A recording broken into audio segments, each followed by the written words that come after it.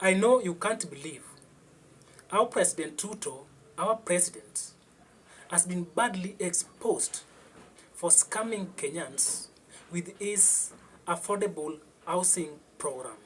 Just to watch this. Mheshimiwa William Samoei Ruto, mimi nilikuwa na kuheshimu, lakini sasa hii unaharibu. Ulitoa watu huko Liara ukawaambia unawapea nyumba. Ukaenda ukawapea tia t-shirt, ukapea na shilingi 500, ukapea na karatasi yenye kama kifungu. Sasa hii hao watu wanahangaika hapa, wengine hata walikufia pale. Mheshimiwa Rais, mimi nataka nikuombe kwa ile lugha unyenyekevu. Ile lugha inayoeleweka. Najua marafiki zake wako hapa wengi sana. Mimi nataka niwatume.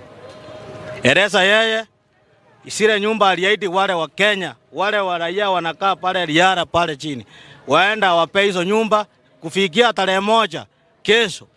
Waenda kila mtu akae kwa nyumba yake. Sasa watu wanahangaika, mvua imenyesha, watu wanakufia pale. Hizo nyumba wale watu hata ukiangalia wanafanya makampuni, wale wanafanya hata kazi za serikali. Sasa hiyo msahara wanakatwa ile sijui hiyo tax sijui ile pesa ile ukiangalia wanakatwa pale. Eti wanapewa nyumba. Kumbe hiyo nyumba ni project zake. Nyinyi mnaweza kubali hiyo maneno kweli? Mnaweza kubali hiyo maneno kweli? Ni ngumu sana. Now this is how our president has become so heartless and cares the less about the lives of his people. Can you just imagine that some of the people living there even lost their lives due to living in a very extreme weather conditions? And this is happening because most of them are living outdoors.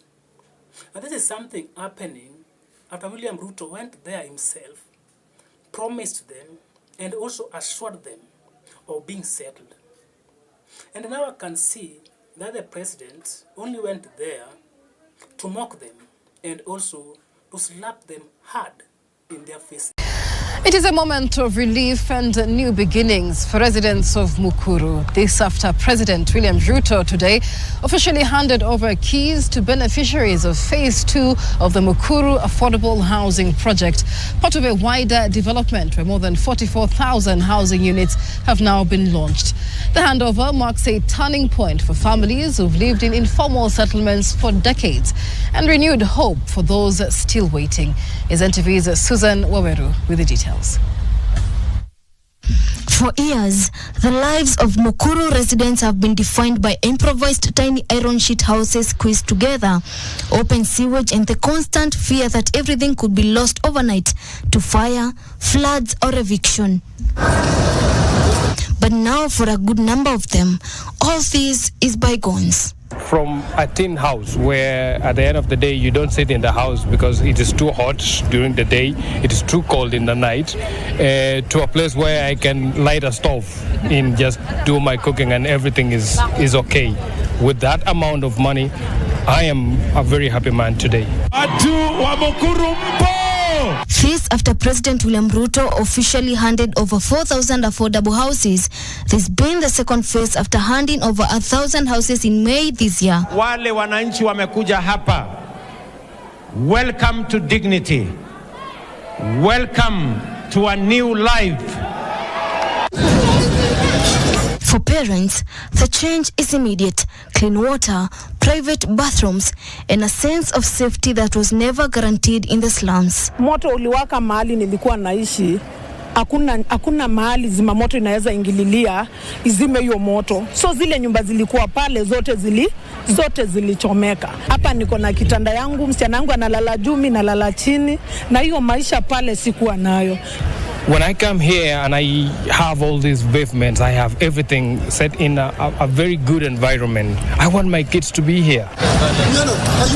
After years of uncertainty, permanence now replaces survival. No sudden evictions and no smoke-filled rooms. Shida kubwa iko pale kwa sababu landlord tarehe yake ikifika kulipa nyumba, ashafika kwa mlango akubishie. Hii nyumba lipa 100, lipa 200, lipa 500 umalize. Hakuna mtu atakuja kusimamia kwa mlango. The government says the houses are allocated through affordable housing program, targeting low-income earners who earn less than 20,000 shillings, with more units expected as demand continues to rise. Those people are given the first right to come in and to move out. They're facilitated for a period as the construction comes up, and then they're given the first right to come and occupy these units once they're ready. The government says the Mukuru project signals a shift in how informal settlements are being reimagined, not as temporary spaces, but as part of long-term urban planning. Hapa tutarudi tena mpaka tufikishe haya manyumba yote 14,000 tutawapatia ndugu zetu wa Kenya waweze kuishi. Na mkileta watoto wenu primary na ECD. Do you think that the affordable housing project or program was intended to solve the problems of housing to most Kenyans? For me, it is a very big no, because I see it as a tool, political tool, of 2027 re-elections of President William Ruto. And this is the reason. We have been seeing the president donating and also reserving some of these houses to different groups and also some organizations. President William Ruto has announced that 20% of all affordable housing program units will be reserved for Kenya's disciplined forces. That is the KDF, National Police Service, Kenya Prison Service, and the National Youth Service. And according to the head of state, these officers will benefit from single-digit interest rates as low as 3% for social housing. Currently, that is 2,300 police and prison units are under construction across 15 counties, with procurement for an additional 17,000 police units underway. For KDF, 3,000 units are being built, 10,000 more signed for June, and of course commencement, and other 10,000 planned. Overall, 60,000 units are under construction in Nairobi out of 150,000 nationally. This project was born of an innovative memorandum of understanding between the Central Bank of Kenya and the National Police Service. Under this arrangement, CBK leased 4.1 acres of land from the National Police Service for 60 years to build this housing complex. In return, CBK committed to constructing the National Police Leadership Academy in Ngong, Kajiado County, a facility I had the honor of commissioning in December 2022 and which is now fully operational, training senior police officers. This housing structure that you're opening today is giving dignity to the police force. People who we expect, they take care of our lives, they protect us, but we've never accorded them the kind of dignity that they deserve for the work that they do. I want to really congratulate the CBK and the whole fraternity. So in my conclusion, President William Ruto has been caught red-handed with his scams.